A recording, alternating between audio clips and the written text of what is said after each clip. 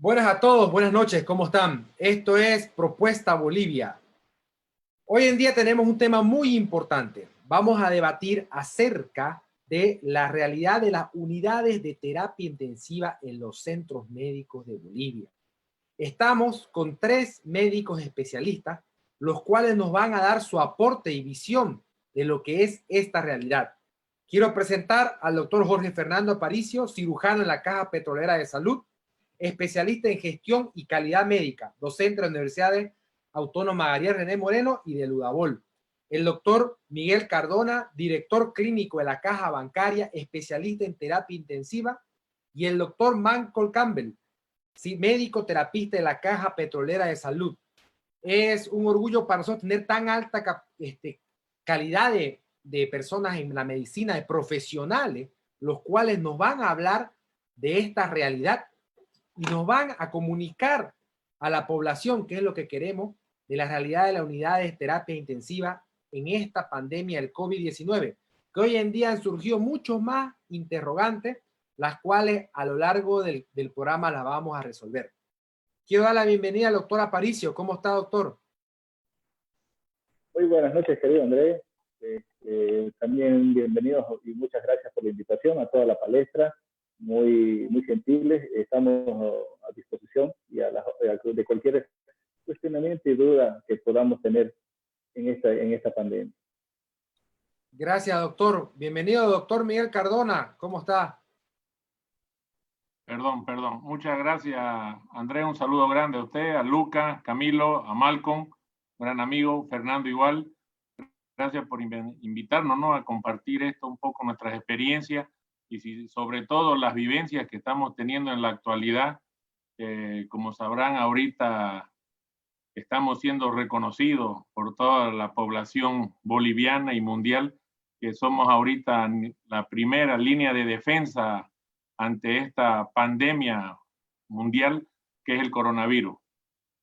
No, nosotros igual agradecidos con ustedes, que son las personas que salvaguardan la salud, ¿no? La salud de todos los bolivianos, aquí la salud también de Santa Cruz, donde estamos viendo que hay, según las redes sociales, según comentarios, según los medios de comunicación, han habido muchos problemas ya porque están empezando a fallecer personas.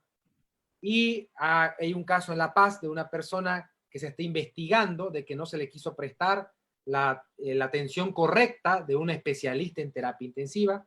Sale la presidenta ahora hablando que van a comprar 500 respiradores, nuestras preguntas van a alcanzar. Hoy en día se ha descubierto que en el lugar donde se pone la basura, los desechos, estaba el cadáver de una persona, no hay un protocolo para cremar. Entonces son diferentes dudas que le saltan a la población.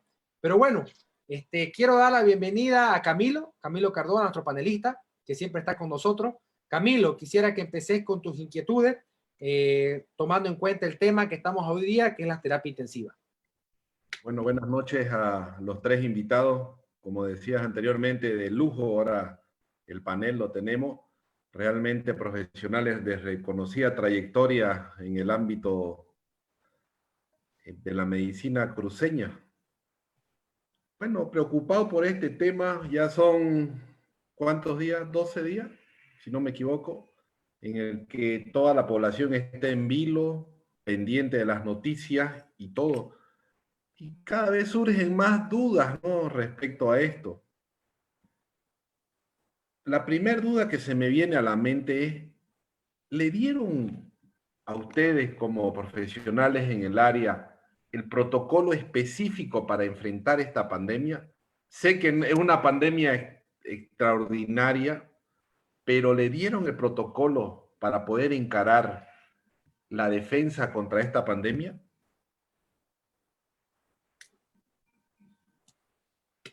No sé Doctor si Aparicio, si nos puede más o menos decir un poco la experiencia dentro de la Caja Petrolera. dentro de la Caja Petrolera se ha organizado un comité de emergencia que la verdad hasta la fecha no he visto ningún comunicado oficial que nos haya llegado. Más bien, en concordancia y con la amistad que tengo Malcolm Campbell, hemos creado una página de WhatsApp donde hace ya más de 2 semanas estamos intentando agregar a gente y ahora, por ejemplo, tenemos unos 180 participantes. ¿Quiénes son las principales figuras de terapia intensiva, de epidemiología de Chile, de Perú, Ecuador, México, está Estados Unidos, Uruguay, Brasil y Argentina? Quienes nos hacen los aportes de las experiencias que tienen y nos van pasando paulatinamente todos los protocolos que van siguiéndose, a diferencia de Bolivia. Ahora, ¿qué está haciendo Bolivia? Copy-paste de los elementos que estamos viendo. Estamos siguiendo cada uno de manera unipersonal, acorde a la necesidad que tenemos cada uno de poder implementar el conocimiento en relación a esta patología, como decía Lucas, que es una patología bastante nueva para nosotros, ¿no? Entonces, esa falta de desinformación hacia nosotros, desde un orden superior jerárquico, no ha existido. Lo estamos haciendo individualmente, cada uno de alguna manera investigando. Y gracias a Dios en esta página tenemos muy buenos profesionales que nos pasan los protocolos que tenemos que seguir. Ya sabíamos cómo tiene que recibirse, ya sabemos cómo tiene que tratarse, y ya sabíamos cómo tiene que llevarse a cabo el manejo del paciente que ha fallecido. Entonces, particularmente, esa es mi visión, no sé, de los otros queridos colegas. Miguel, desde tu experiencia en la caja bancaria, ¿qué nos podés comentar al respecto? Bueno, en realidad estamos ahorita en un común denominador, ¿no? Como dice Fernando, y igual estoy seguro que el mismo sentir va a tener Malcolm. La verdad, no estábamos preparados, sobre todo para esta epidemia de coronavirus. De hecho, tuvimos un presagio de que el mes de enero no pensábamos que nos iba a agarrar tan fuerte enero y febrero el dengue. O sea, como ya de conocimiento público, ahorita nosotros estamos lidiando aún con el dengue, estamos lidiando con los casos de H1N1 y ahora se ha sobreagregado la pandemia de coronavirus.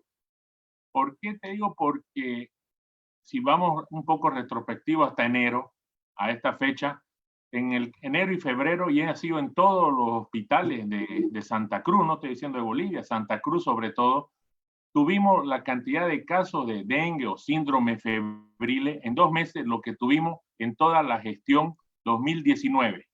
Entonces nosotros estábamos apenas reponiéndonos la primera semana de marzo, el último día de febrero, de lo que había sido el embate que tuvimos con el dengue, como lo sabe Fernando y Malcolm, una saturación en nuestras unidades de emergencia, de hospitalización, no teníamos abasto por el dengue, cuando de pronto nos aparece el coronavirus, nos llegó. Nos lo fuimos, como dice, muy cauteloso, no tuvimos una instancia superior, como en todo país, que debería haber sido el ministerio, que también, porque ellos junto con nosotros estaban peleando contra el dengue, entonces nos pilló desprovisto ante esta situación y parcialmente nos confiamos las primeras 2 semanas con el caso único que hubo en San Carlos. Entonces se fueron tomando medidas paliativas muy suaves, yo creo, pero ahora, digamos, no es que tenemos 10.000 casos, como ya confirmado estamos cerca de los 50 casos, más o menos coincido con la proyección que dice Fernando, de que hasta esta semana vamos a tener 100 en Bolivia, pero sobre todo creo que debemos seguir con ese mensaje que le dije en el anterior panel. Por favor, protejamos a nuestros niños, protejamos a nuestros ancianos. Si bien ahorita se está viendo que las personas más vulnerables también están en una edad adultez entre los 35 y 49 años, pero si te das cuenta, los 2 primeros casos fueron violentos en Cochabamba, personas adultas. Esa es la condición que tenemos que hacer. Creo que tenemos que tomar la previsión aún de esta cuarentena. No estamos ni siquiera en la mitad de la curva de ascenso del COVID. Yo reconozco mucho la labor de Fernando y Malcolm a través de diferentes redes sociales, de diferentes instituciones, por solicitar el apoyo para tener todas las medidas de bioseguridad para protegernos los médicos y sobre todo proteger, como decimos, nuestros soldados de batalla, que son las enfermeras. Soy de esas personas que reconoce el gran trabajo loable del personal de enfermería, que es el que permite que nosotros, como dicen, seamos los generales en esta guerra. Muchos vamos a ser soldados, pero sobre todo nuestro grupo de choque ante cualquier epidemia o cualquier situación que vaya a ocurrir va a ser nuestro personal de enfermería y, por no decirlo, el personal paramédico de todas las instituciones. Muchas gracias. Quedo con algo muy importante. Ni siquiera estamos en la mitad de la curva de ascenso. Eso es impresionante. Entonces, esto paulatinamente, como dicen todos los protocolos internacionales, las recomendaciones, tiende a subir hasta llegar a un pico. Llegando en el camino de ese pico, les pregunto, doctor Aparicio, ¿las unidades de terapia intensiva van a abastecer? Por los estudios que ha hecho querido Malcolm y por otros informes epidemiológicos que han salido de La Paz, de la UNSA, no creo que den abasto. Como dice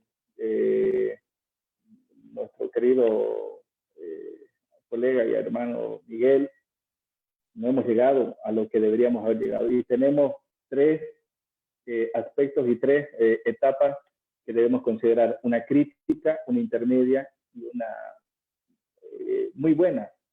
En la muy buena vamos a tener entre 30 a 35,000 contagiados, la intermedia hasta 40 y la que estima la OMS son hasta 55,000 contagiados que vayan a existir. Entonces, solo estamos hablando de Santa Cruz. Entonces, miren, ahora, y algo que quizás me puede corroborar desde el punto de vista epidemiológico, tanto Malcolm como el querido Miguel, es de que no sabemos cuánto va a ser el porcentaje de mortandad en Santa Cruz.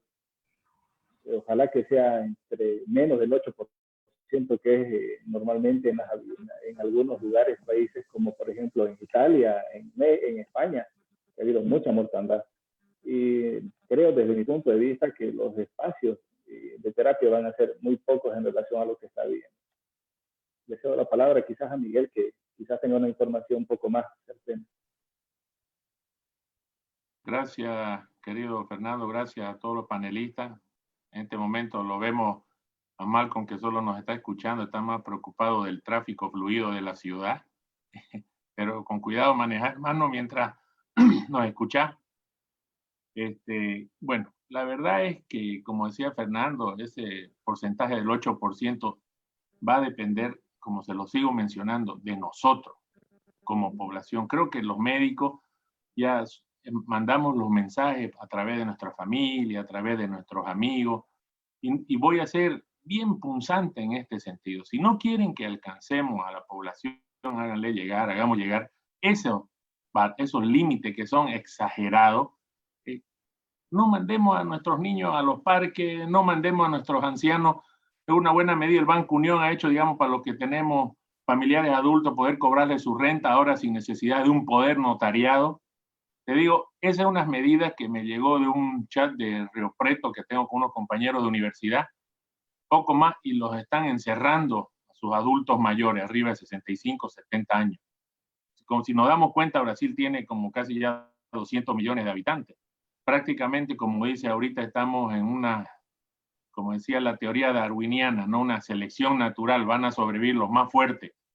Pero eso no significa que los más débiles nosotros los lancemos para que fallezcan, sino que los cuidemos, que los aislemos, que tengamos cuidado nosotros al volver a nuestras casas con nuestros hijos, con nuestros padres, de lavarnos, desinfectarnos, evitar los abrazos y besos, que quien no quiere no darle un abrazo a su padre, a su hijo, pero tomemos todas las medidas de seguridad ahorita, porque como ya lo mencionó, no, el CEDES, estamos en esa fase ya híbrida de que somos ya portadores comunitarios, te digo, pero también otra cosa es, por favor, sigamos, mira, lo veo a Fernando, lo veo a Malcolm, que trabajamos en hospitales, o sea, pareciera que para nosotros no existe el coronavirus ahorita, estamos trabajando, como dice, poniendo el pecho, aunque nos hemos hecho por turno la atención en nuestros hospitales, Fernando ya lo conoce igual porque ha estado en la parte gerencial, seguimos yendo todos los días a nuestros hospitales, pero eso es tomando todas las medidas de bioseguridad.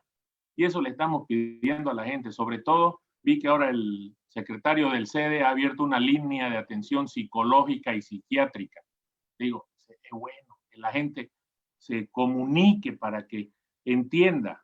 Dice que nosotros en los próximos años tenemos que aprender a convivir con el coronavirus como lo hemos hecho con el dengue y como lo hemos hecho con la influenza. Inevitablemente no lo vamos a poder erradicar el coronavirus, pero tenemos que esperar que haya esa inmunidad fisiológica propia de toda nuestra población, pero tenemos nomás que tomar esas previsiones. La mortalidad, como dijo Fernando, 8% en Italia. De ese 8% más que han fallecido, más del 90% eran tercera edad, porque la gente estaba acostumbrada a ir a la tienda, a ir a la esquina, entonces no tomaron esa previsión.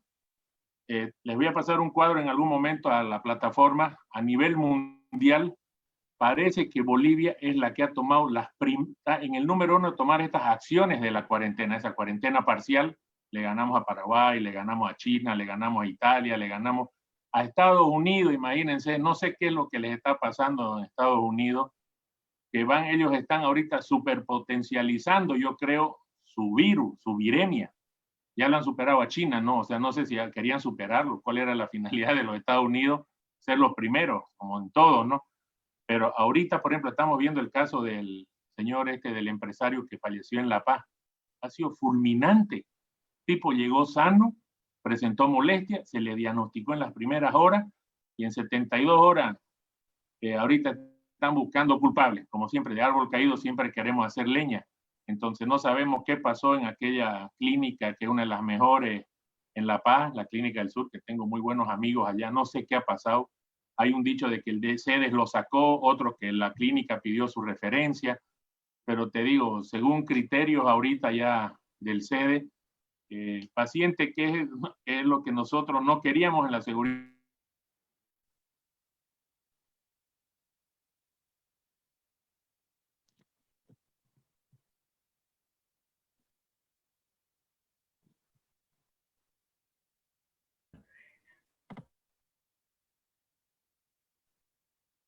Pero te digo, según criterios ahorita ya CEDES.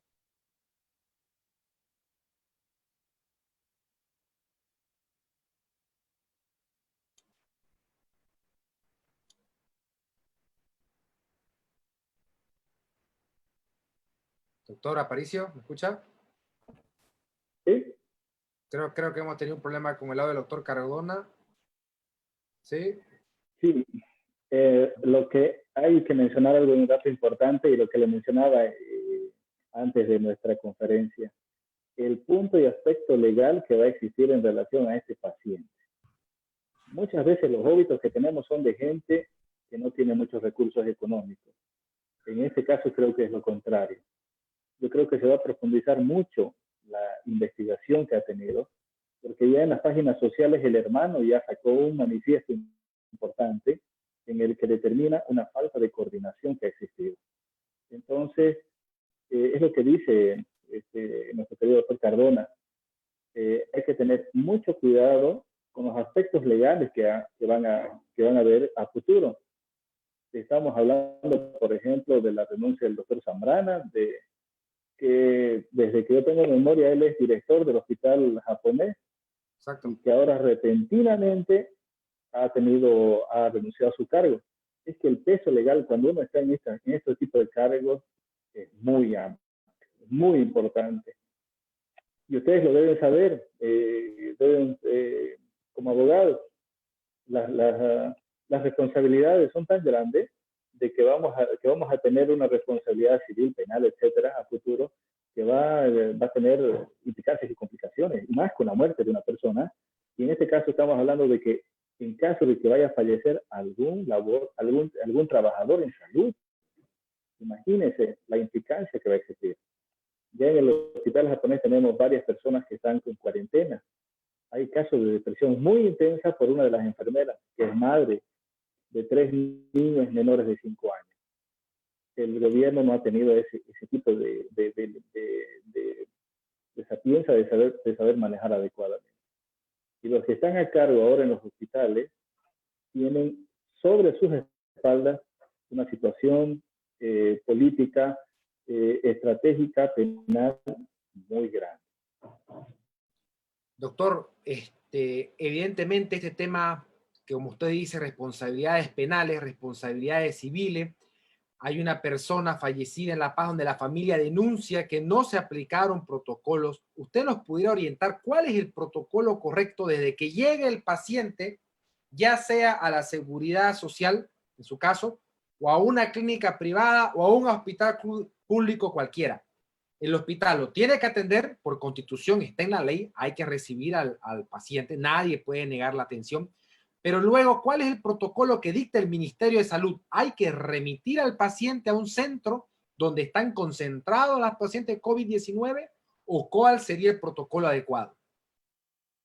Sí, la atención tiene que ser a todo paciente, eso es inequívoco, todo paciente tiene que ser atendido, cosa que no está sucediendo en algunos centros, como por ejemplo tengo muchas llamadas y denuncias en algunos lugares y en algunas provincias de Santa Cruz. La gente va con síntomas e inmediatamente el hospital cierra las puertas y deja que la gente vaya. Está ocurriendo en muchas provincias de Santa Cruz, para no mencionar casos especiales y particulares. Ahora, cuando llega el paciente, tiene que hacerse un triaje de ese paciente. Si tiene síntomas relacionados al COVID-19, tiene que ser manejado en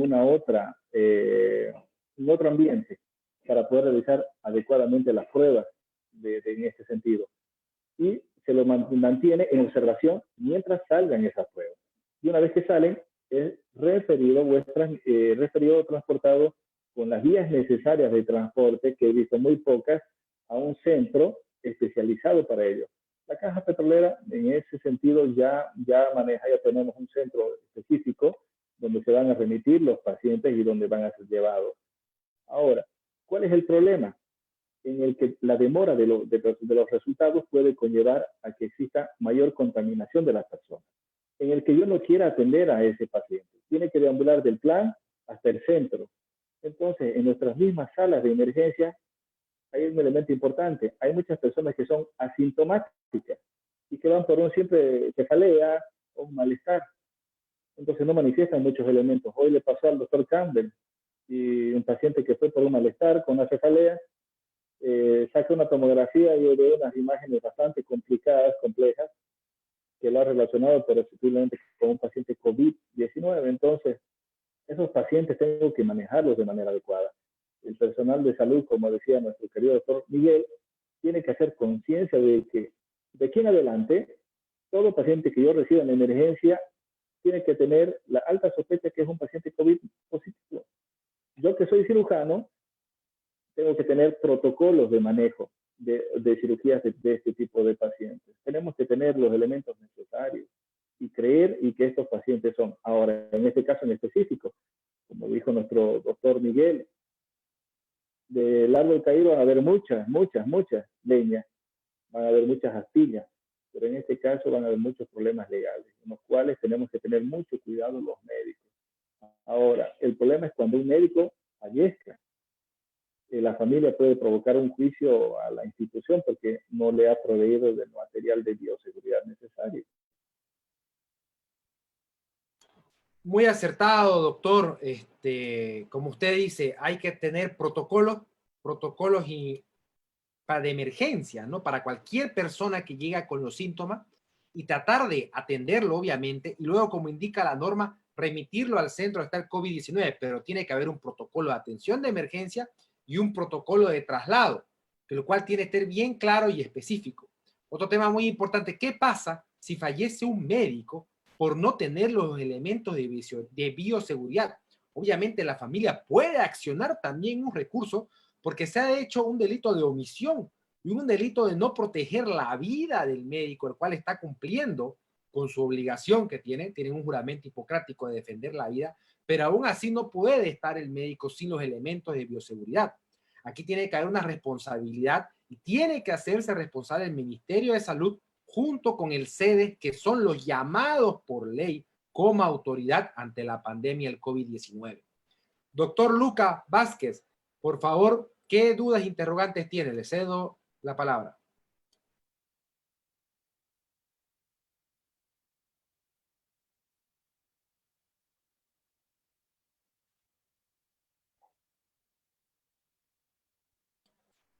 Doctor, su audio, por favor. Estamos Ok, con problemas. Ahí está. ahora sí, gracias. Gracias a todos los invitados, tanto al doctor Miguel Cardona como al doctor Aparicio.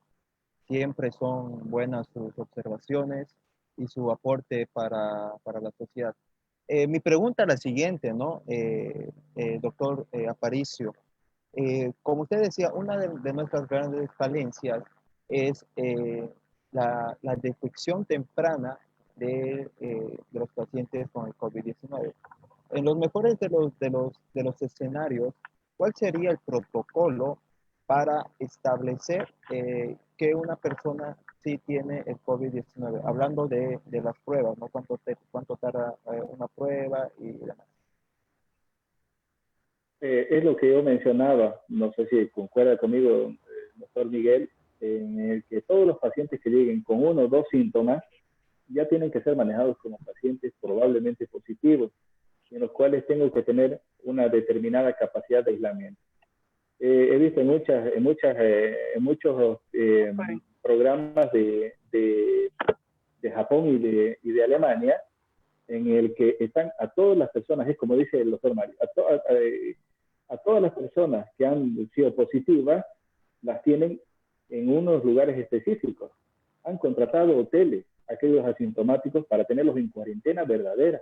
¿Qué es cuarentena? Tengo que estar encerrado en un cuarto, con todos mis utensilios, tengo que estar yo solo. Y en Santa Cruz no se está cumpliendo aquello. Les puedo asegurar que muchos de nuestros pacientes que son positivos pueden estar en su casa, en su familia, y se están contaminando las otras personas. Hay protocolos, están determinados. Todo paciente que llegue con los síntomas tengo que tratarlo de esa manera y tengo que pensar de que es altamente sospechoso y debo determinar hasta que no salgan las pruebas. Otra cosa que le mencionaba y es muy importante, lo que mencionaba nuestro doctor Miguel, de que en Santa Cruz estamos con 3 grandes pestes en este momento. Sigue siendo la primera dengue, H1 y el coronavirus. Hemos dicho que esto va a girar seguramente en algún momento, va a cambiar. Estamos atingidos de estas circunstancias. Y ahora, la clínica, las 3 se parecen, las 3 son muy similares, muy parecidas, entonces tengo que hacer un rol importante de caracterización, sobre todo desde el punto de vista del profesional. Hay protocolos. Ahora, el profesional tiene que seguir las normas de bioseguridad. Ahora, ¿qué pasa si el médico no ha tenido aquellos elementos? En las provincias les puedo asegurar que no hay. Y es cierto lo que decía nuestro querido doctor Cardona. El sábado hemos ido a dotar a muchas personas de material, merced a la contribución y al espíritu filantrópico de algunos amigos y colegas que tenemos. Y la verdad que cuando fuimos al hospital japonés, les soy sincero, antes de entrar al hospital japonés, agarré mi crucifijo fuerte y me armé de valor para entrar. Cuando ya entramos y vimos la cara de la gente en los diferentes hospitales, y fue mucho más llamativo, hasta emocionante, cuando fuimos al hospital del niño, cuando todas las enfermeras se nos abalanzaron agradeciéndonos que dejáramos material de bioseguridad. Inclusive el médico de turno expresó con una cara tan importante, ustedes no se imaginan cómo el personal estaba esperando aquello. Y a la salida del hospital del niño, alguien nos grita desde uno de los espacios: gracias por acordarse de los pobres. No fuimos a los pobres, fuimos a dejar material a los colegas que hasta el día de hoy no tienen.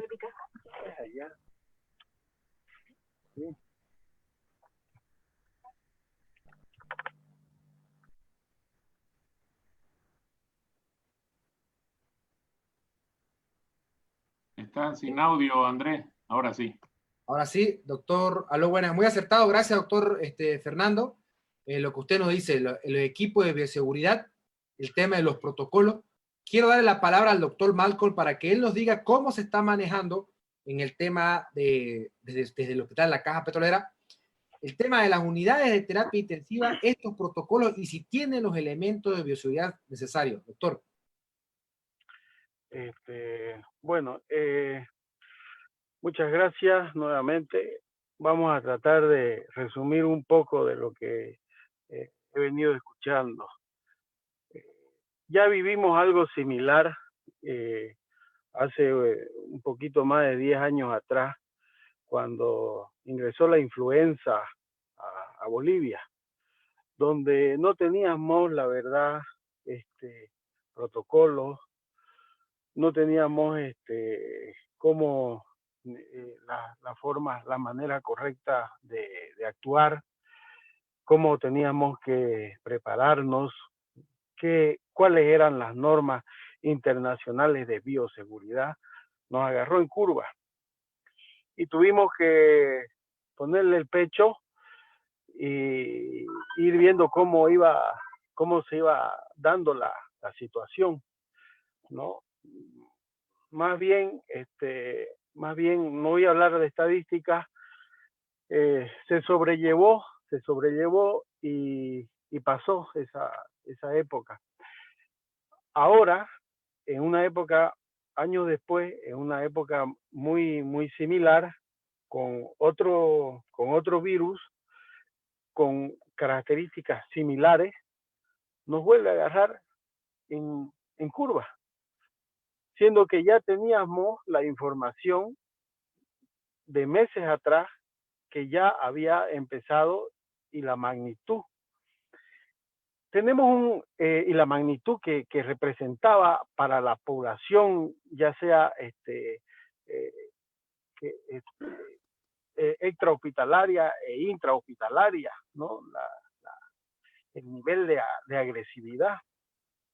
No tenemos con certeza el conocimiento de esta enfermedad. En realidad la estamos nosotros, la estamos escribiendo en la historia de la medicina en el día a día, porque no hay ningún libro, no hay ningún protocolo basado en evidencia científica en el mundo en el cual nosotros podamos agarrar y actuar de esa manera. Hemos visto que en cada país se ha comportado de diferentes formas, con diferentes características. Y eso por mutación hace mucho más difícil entonces tomar no vamos a basar como hicieron allá, no vamos a basar en lo que hicieron allá, no vamos a basar en lo que... Sí, en lo grueso sí, pero no la conocemos la enfermedad, no sabemos realmente la magnitud que va a causar, el impacto que va a tener en nuestra sociedad. No estamos preparados, los médicos con el conocimiento, lo que tenemos son las armas que hemos robado por la parte cibernética, por internet, por Google, por páginas internacionales con diversos colegas de varias partes del mundo que tenemos, con Fernando, y sacar conclusiones propias. Esa es nuestra principal arma con la cual nosotros ahora no estamos preparando para empezar la batalla. Y el enemigo es invisible, lo tenemos por todos lados. Ya estamos en una fase avanzada, ¿no? Donde no sabemos en qué momento ya nos contagiamos. Ahorita no sabemos si estamos contagiados, que podemos estarlo y tenemos todo el derecho de estar contagiados. Por lo tanto, los protocolos son relativos. Lamentablemente somos un país tercermundista y las adquisiciones de material y los medicamentos paliativos y los medicamentos para la sobreinfección, entre comillas, ¿no? Que ese es un tema importante. Todo lo estamos manejando de una medicina basada en una evidencia empírica, ¿no? Es muy complejo el tema, realmente es muy complejo.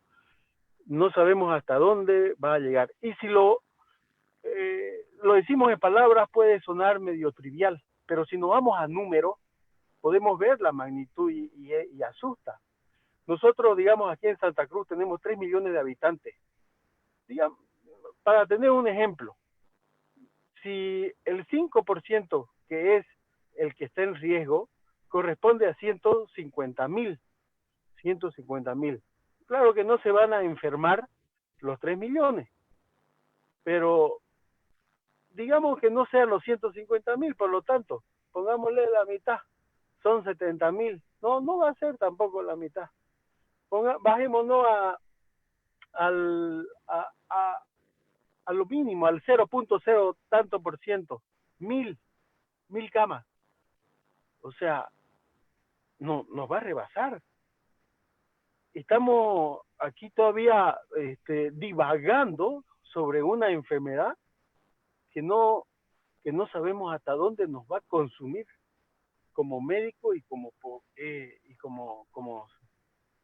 personas, ¿no? Civiles, ¿no? Según algunos estudios que se han hecho en Bolivia, se requerirían 500 camas por lo menos de terapias intensivas. Nosotros acá en Santa Cruz no llegamos a 200 camas. Tenemos 120 camas en los hospitales municipales y del Estado, quizás un poquito más, y con los privados quizás hacemos unas 40 o 50 camas más. Digamos que ese estudio esté mal hecho y no sea así como mi cálculo, ¿no? Que es a grandes rasgos, que no son 1.000. Hay un estudio que habla de 500. Digamos que el estudio está mal, digamos que sean la mitad, 250. No va a rebasar. Ya más no hay por dónde, de acuerdo a la evidencia y a los porcentajes a nivel mundial, no tenemos la capacidad de manejo, ¿no? Y todo lo que haga la población para poder paliar, digamos, el déficit que tiene nuestro Estado, es muy importante que pudiésemos nosotros tener la ayuda necesaria de insumos básicos, material de bioseguridad, y esto para con lo poquito que tenemos, dar un menor manejo. No sé si el tema es amplio, son muchas cosas que tengo en mi cabeza. Toda esta semana hemos estado pensando en esto ya hace más unos 10 días. Y bueno, yo he escuchado varios puntos hablar y he querido resumir, ¿no? Los puntos. El laboratorio es algo que también está, entre comillas, improvisado. Todo depende de los reactivos, por lo tanto el diagnóstico lo tenemos que hacer imagenológico, que es muy bueno, pero igual necesitamos, ¿no? La evidencia laboratorial. Algunos equipos tardan 3 días. Hay una parte que se llama la prueba rápida, eso dice que no funciona. Es la prueba central. Hay otros equipos de última generación que se han preparado para tener los resultados en 1 hora, en 2 horas, en 30 segundos. Eso no hay en Bolivia. He escuchado que hay en unos 2 lugares, pero 2 lugares para todos los que lo necesitamos. Estamos realmente un poco angustiados, estamos preocupados porque estamos caminando realmente sobre cortinas de humo, ¿no? No sabemos, estamos en algo que no conocemos. No, Muchas yo gracias, creo que doctor. el doctor Miguel y el doctor Fernando más o menos tienen la misma apreciación. Muy acertado, doctor. Muchas gracias. Me quedo con algo muy importante, la necesidad de las camas en terapia intensiva, la necesidad de los equipos de prueba rápida y los elementos de bioseguridad en todos los centros médicos, ¿no? Como usted nombró, si llegamos a tener lo más mínimo que sean 1.000 personas o 500 camas, nos va a sobrepasar. El doctor Luca Vázquez tenía unas interrogantes para hacer, doctor. Gracias, André. Escuchando al doctor Malcolm, la verdad que tiene razón sobre todo lo analizado. El año pasado, si no me equivoco, a finales del año pasado ya sabíamos que este virus ya estaba. Mi interrogante es, si el gobierno, el, el gobierno transitorio o una autoridad ya ha tomado debió haber tomado las previsiones correspondientes al caso. Lo que rescato del doctor Malcolm es que dice que estamos en una guerra, ¿no? Pero ¿cómo pretendemos nosotros pelear en una guerra? Uno, si primeramente no tuvieron las previsiones necesarias. Y segundo, que estamos yendo a pelear, o están yendo a pelear nuestros soldados, que son los médicos, las enfermeras, personal de salud, con lo que pueden, que no tienen las previsiones suficientes de bioseguridad. Y les entiendo porque la preocupación es notable.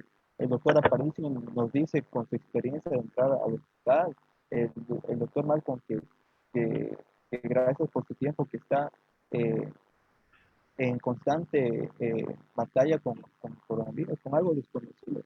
Y ni siquiera tienen los insumos suficientes para dar la batalla.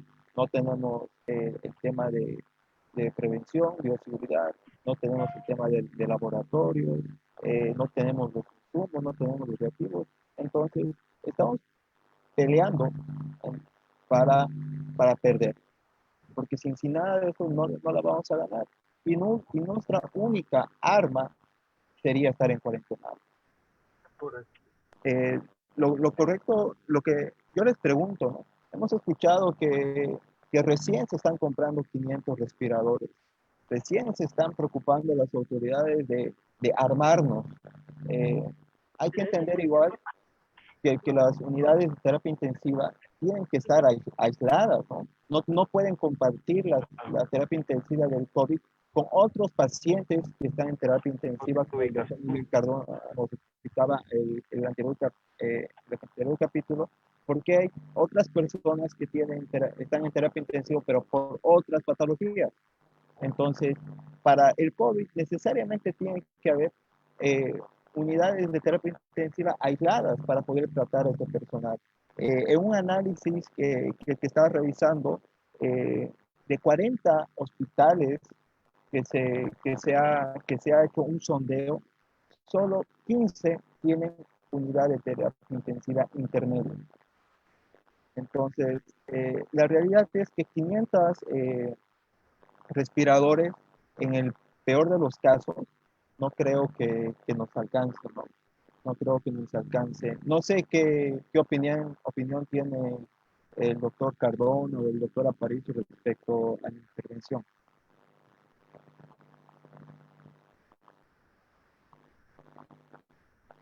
Bueno, iremos por turno, no hay problema. Como lo mencionábamos ya el otro día, ¿no? Yo creo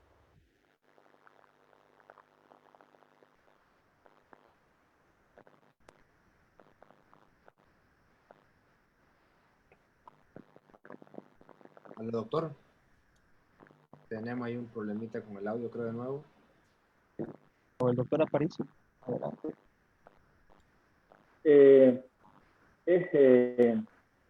Si ustedes que no son del ámbito médico hacen conciencia de lo que estamos hablando, imagínense cómo nos sentimos nosotros. Es una situación muy compleja desde el punto de vista psicológico para nosotros, físico y de todo tipo, porque tenemos una familia. Yo tengo turno mañana, me voy a despedir de mi niño hoy día, porque no lo voy a ver hasta pasado mañana porque tengo el turno, ¿no? Entonces, una situación tan compleja y como dice Malcolm, es un enemigo invisible. Ahora, yo tengo dos pensamientos en relación basados en la historia. Primero, de que no tenemos mucho de genes comunes con China, donde hubo el problema, donde se suscitó el problema.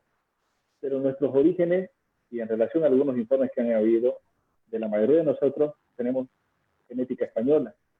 Y en España ha habido muchas muertes. Y nosotros tenemos genética española. Ojalá que nuestros genes criollos, indígenas, locales sean más fuertes para tener una mayor resistencia a la patología. Pero lo otro es lo que me hace dudar un poquito de lo que pienso. Ustedes bien saben que los colonizadores, cuando llegaron a Tenochtitlán, a México, ¿cómo los dominaron? Eran pocas barcazas, ya los habían dominado los aztecas, toltecas, etcétera. Uno de los tripulantes o varios de las tripulaciones, uno de los barcos llegó con un elemento viral importante como es la española y diezmó a toda la población de indígenas. Y de esa manera colonizaron los españoles allá en México.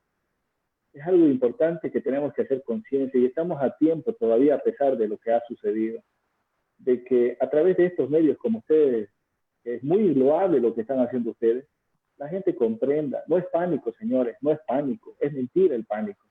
Es realidad. Es como decía Luca, parece una película de ficción, que no sabemos dónde va a llegar y dónde va a atacar. Ojalá que ninguno, por ejemplo, de los miembros de este panel caiga enfermo. Ojalá que sea algo, y si caemos, que sea algo leve. Ojalá que no nos toque algo complejo. Porque imagínense, como decía Luca, si uno de nosotros necesita respirador, ¿a dónde voy a ir? Por ahí hay otras 20 personas delante de mí que están precisando. Y ahí nace la labor del triaje del médico. En España y en Italia se ha determinado desde el punto de vista de triaje basado en las evidencias de qué paciente podía recibir el respirador y a qué paciente voy a dejar orbitar. Entonces es algo que juega con nuestra ética también. No sé qué opinión tiene nuestro querido doctor Miguel. Gracias, Fernando. Perdón, que cuando uno tiene 2 hijos que están en Netflix, videoconferencias, TikTok, todo, se me cae cada rato el internet, van a disculpar. No me alcanzan 25 gigas. Entonces, si me caigo, después vuelvo, continúo en lo que quedé hace rato, van a disculpar. Es lo que les decía, ¿no? Ahorita la idea es, en este momento, yo creo que la postura debería ser, quisiéramos hacerlo con Fernando, quisiera hacerlo con Malcolm, pero esto tiene que ser de unas instancias superiores. Lo que debemos hacer ahorita es, lamentablemente, no tenemos un sistema de salud organizado como el que tenía Italia, como el que tenía España. Imagínense una cultura de primer mundo rebasado en cuestión de una semana. Hospitales donde le daban atención a todos los migrantes, ahora no saben qué van a hacer con los migrantes en España, en Italia. Están viendo qué van a hacer con ellos. Nosotros, nuestro sistema de salud, venimos, Fernando, con Malcolm, somos amigos hace muchos años, hemos compartido paros, todo, peleando 3.000 ítems. Estamos desde hace, creo, 10 años de que nos formamos ya especialistas en terapia intensiva, en medicina interna, en emergencia, en pediatría. Ahora creo que es el momento que haya una cumbre, sí, pero cumbre de salud donde estemos todos y aunemos esfuerzos por luchar todos en el mismo training. Le digo, como mencionaba hace rato, no sé si me escuchaban, ¿no? Napoleón dijo, divide y vencerá. ¿Qué es esto lo que está haciendo el coronavirus, esta pandemia ahorita? Cada quien, afortunadamente, el Comité Científico, el Colegio Médico y el CDE se han hecho protocolos para que todos vayamos por la misma línea. Pero no es solo el protocolo. De protocolo no vamos a salvar a los pacientes con las hojitas, ¿no? Necesitamos emergencistas, terapistas, médicos internistas. Creo no tenemos la capacidad como tuvo China, o tal vez, como dice, ya salió por ahí salieron informaciones que ellos ya tenían sus hospitales prefabricados para cuando lance esto aquí, ponerle paredes, encender los aire acondicionados y ya estaban listos. Porque de dónde han sacado 10, 15 hospitales, ya los han desarmado otra vez. Bueno, o sea, pero son ellos, ¿no? Nosotros no tenemos esa capacidad.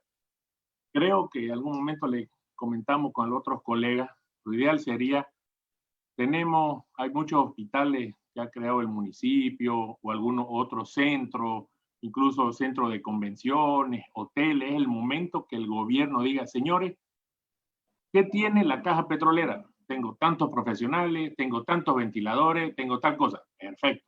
¿Qué tiene la caja bancaria? Tantos profesionales, tantos ventiladores. ¿Qué tiene la nacional? Esto. La clínica privada, este es su aporte. Señores, y es fácil establecer un centro donde manejemos, como decía Fernando, pero de verdad a los pacientes de terapia intensiva para que no estemos diseminando.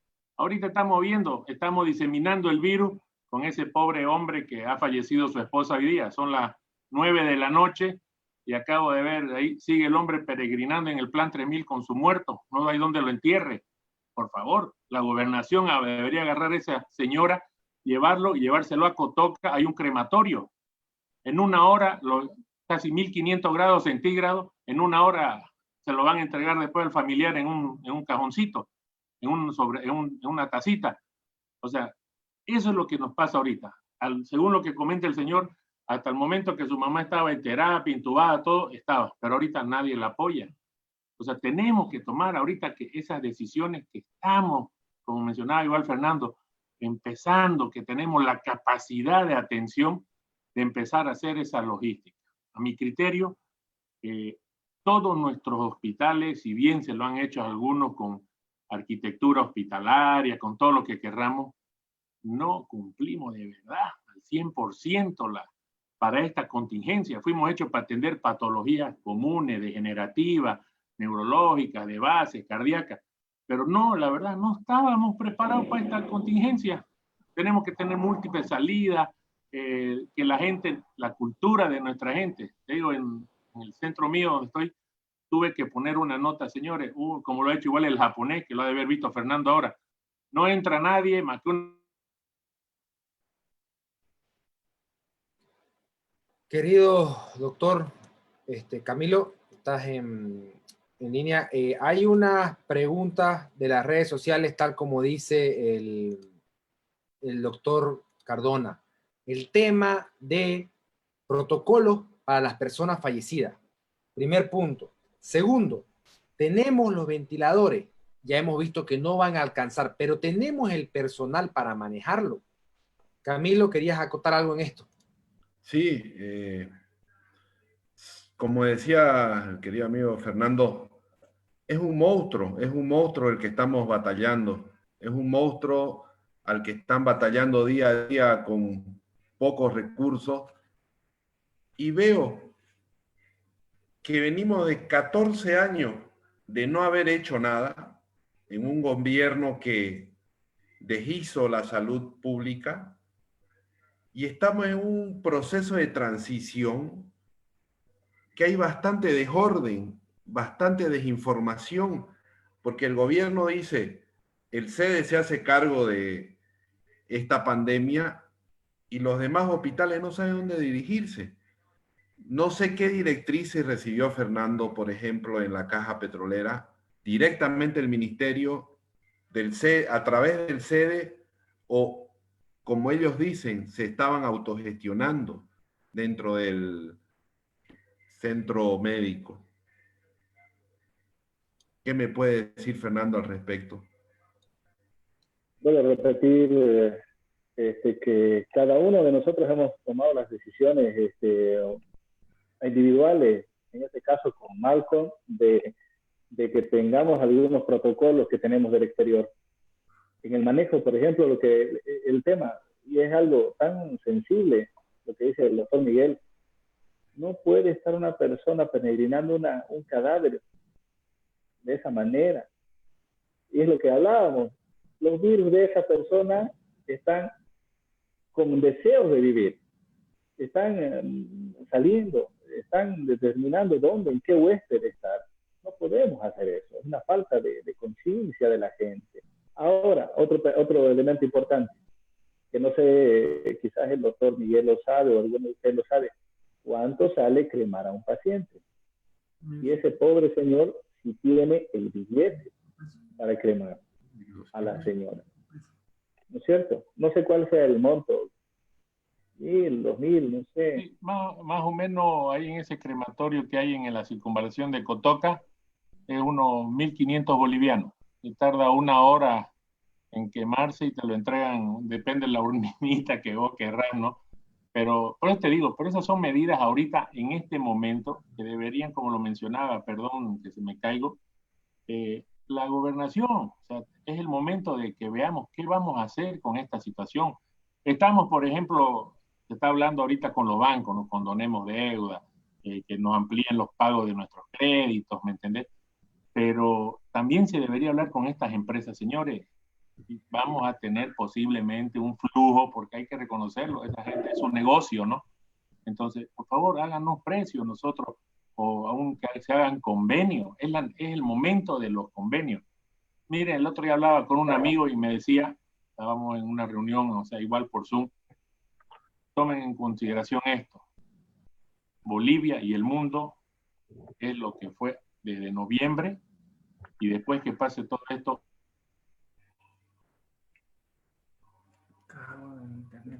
Quedo, el protocolo. Me quedo con la palabra, la falta de protocolo para el tema de los fallecidos, el tema de la necesidad de cremar al cuerpo para que no siga contagiando, el tema que no hay esos lineamientos claves, ¿no? O sea, están aquí hablando los especialistas que hay una cabeza, que en este caso es el Ministerio de Salud, y en cada departamento viene a ser los servicios departamentales de salud, donde tienen que establecerse protocolos urgentes. Aquí de todas las intervenciones, más las intervenciones de la sociedad que nos escribe por Facebook con sus preocupaciones. Otro tema que están pidiéndome, doctor Aparicio, si nos puede ayudar, o doctor Campbell, que está ahí.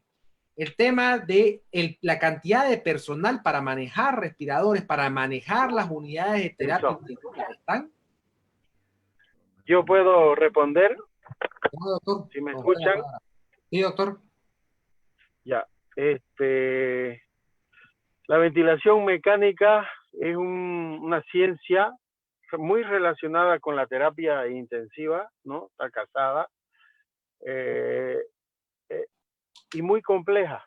Inclusive nosotros que tenemos nuestros padres, digamos, de la medicina que nos enseñaron el manejo, más de 25 años, 30 años de trabajo con la ventilación, con la asistencia artificial mecánica, muy compleja, porque la patología del pulmón hace que sea de muy difícil manejo.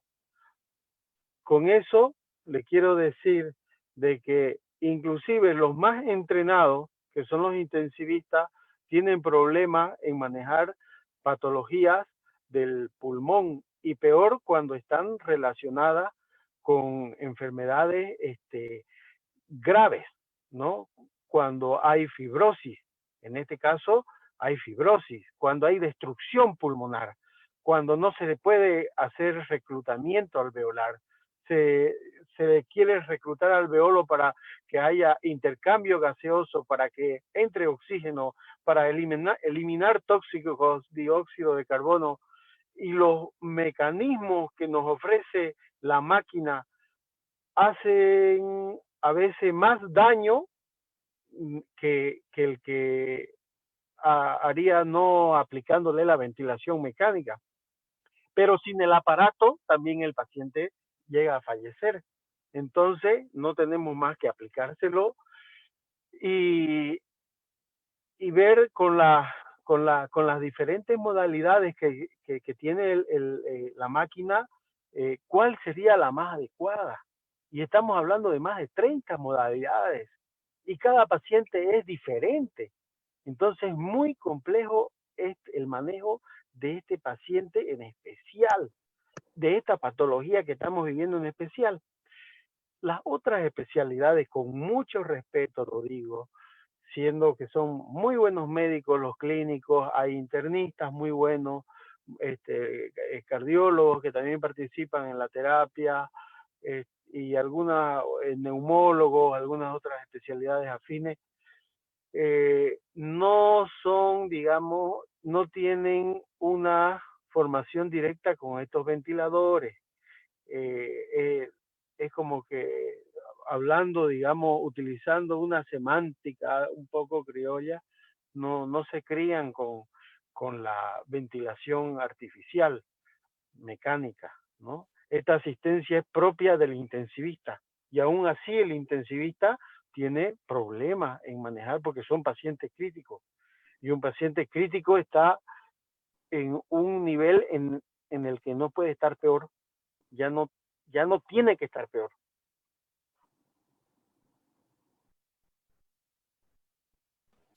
Muchas gracias, doctor. Me quedo con sus palabras. Necesitamos médicos intensivistas, personas que manejen los respiradores. Y bueno, ver el tema de la persona que estén a cargo, como usted nuevamente, la coordinación en establecer lo principal, protocolo, para que todos los centros médicos manejen un mismo idioma. Ya estamos viendo que se necesita protocolo primero. Podemos ir sacando las 4 conclusiones que tenemos de este debate.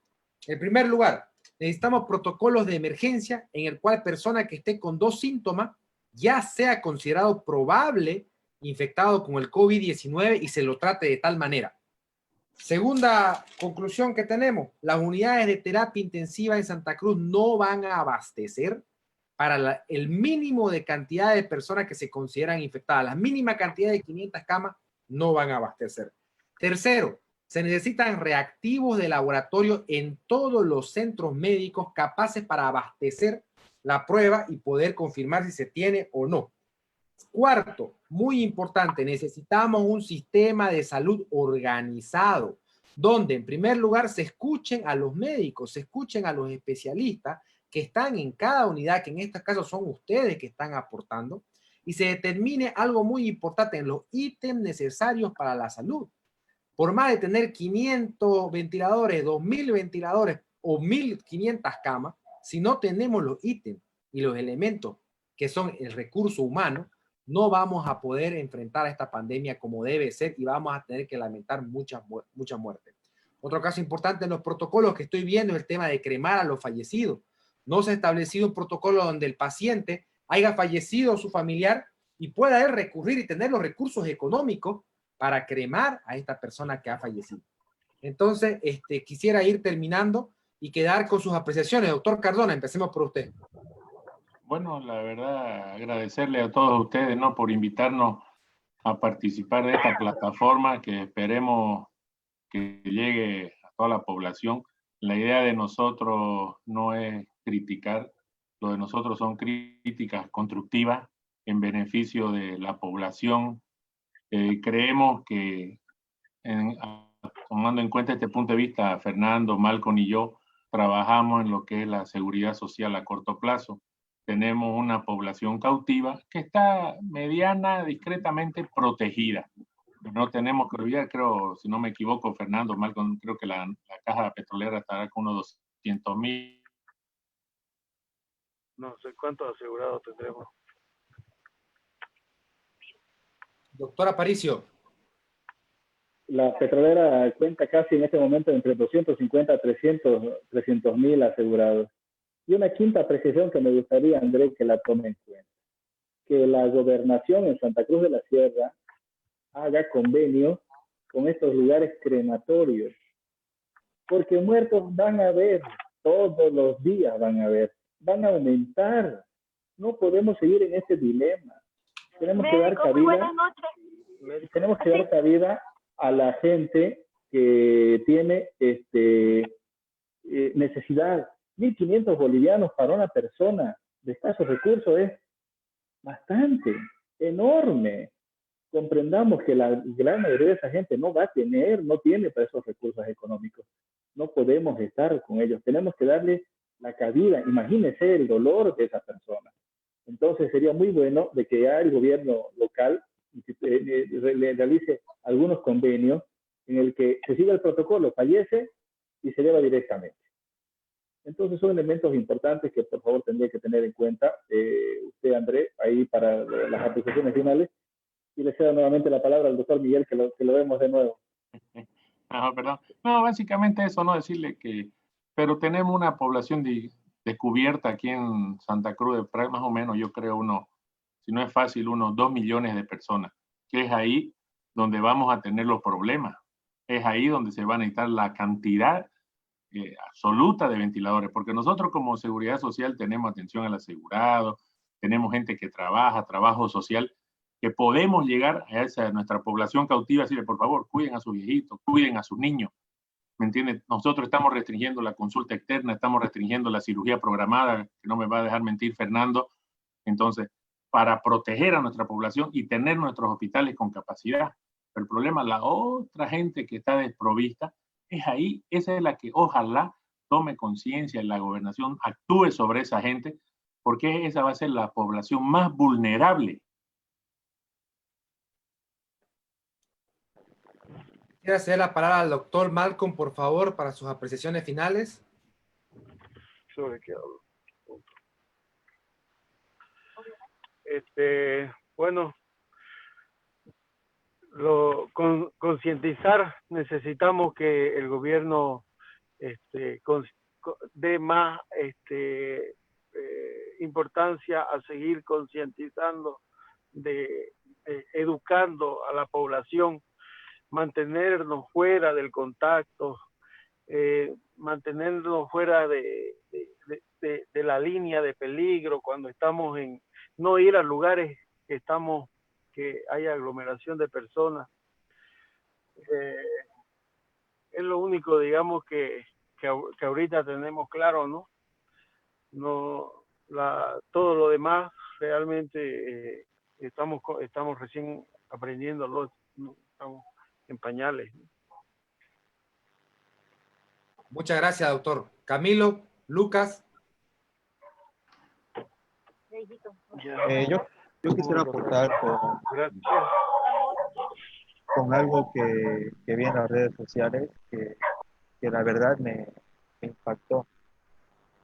¿Cuántos de nosotros de acá, de este canal, hemos apreciado alguna vez que la ciudad de La Paz, por ejemplo,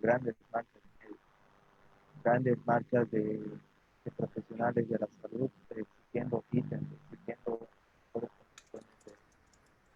Y la verdad que ahora sí los entendemos. Entendemos que en su momento la petición que hacían era justa. Entendemos que en su momento los reclamos eran justos. ¿Qué hubiera pasado que si hoy se hubieran tomado atención a los reclamos del sector salud en estos momentos? Quizás la historia sería otra. Quizás sería una Bolivia que sí está combatiendo el coronavirus de la forma más efectiva. Pero me quiero quedar con esta frase que sí, ahora sí lo entendemos que hacía los gobiernos pasados. Bueno, Camilo. gracias Andrés.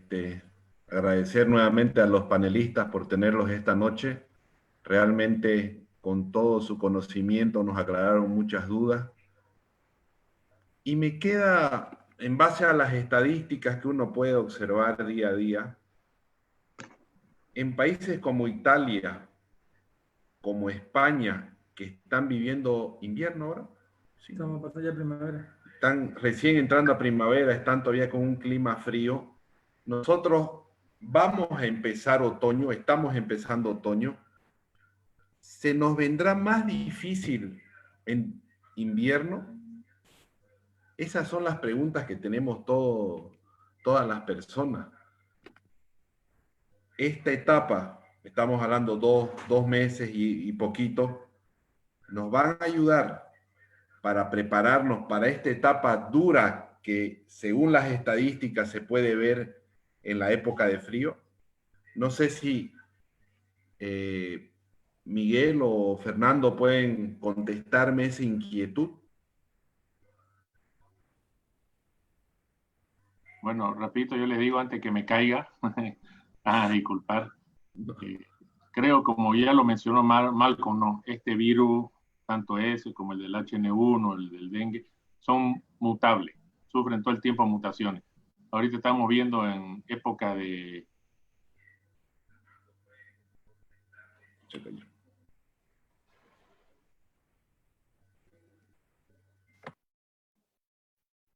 Bueno, el tema del trabajo online que tenemos, dependemos mucho también de las conexiones, más bien agradecidos a los médicos que han dado su tiempo. Acá el doctor Malcolm lo veo trabajando aún todavía incansablemente. Agradecerle, doctor, al doctor Aparicio, que siempre nos acompaña, nos aconseja. Lo vemos siempre en el campo de batalla en la Caja Petrolera. Es un gusto saber tenerlo acá de panelista y ver cómo usted está preocupado por su sector, por sus colegas. Ya lo decía el doctor Cardona, preocupado por las enfermeras, preocupado por el personal médico. Y bueno, haciendo con lo que se tiene, ¿no? Que vemos que hace falta mucho. que vemos que nos sobrepasó, que vemos que se sabía de la amenaza hace más de 2 meses y bueno, no se actuó como debía ser, pero aún así ustedes poniendo en riesgo su vida, no estando con su familia, están al frente, están ayudándonos.